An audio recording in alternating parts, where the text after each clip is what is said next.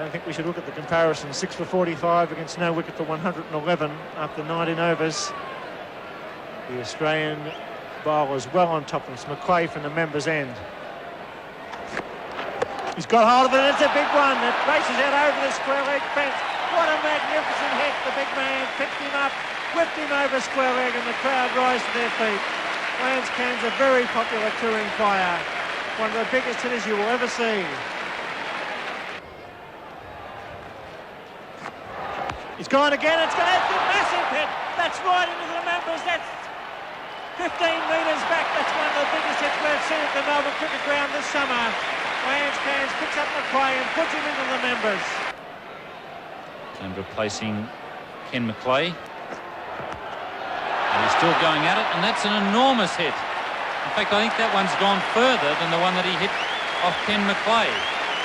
That one disappeared over McClay's head, and I would say that if you can possibly feel better about seeing a teammate hit for 6, McClay did on that occasion.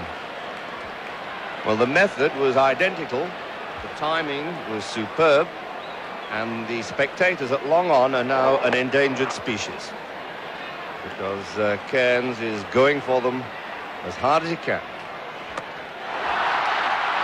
McClay going back, and he won't go back far enough. It's into the stands again.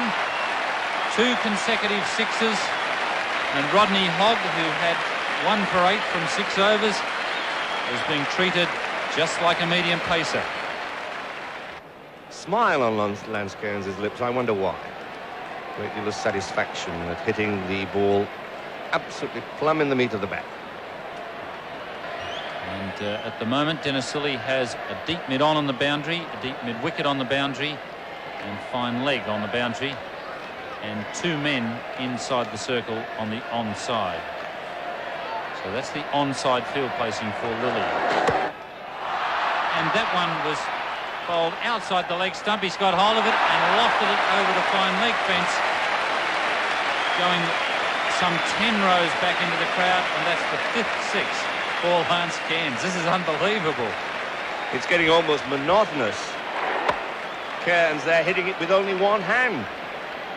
And in spite of the fact he hits it with one hand, it still goes over the longest boundary at the MCG for 6. Backs off again and thrashes that one. And that's clear. Graham Woods headed mid-off. There's the 6th one. That must be an incredible bat he's got. We know it's very heavy, but it must be made of extremely good English willow. Very heavy English willow. And there goes Excalibur into action again.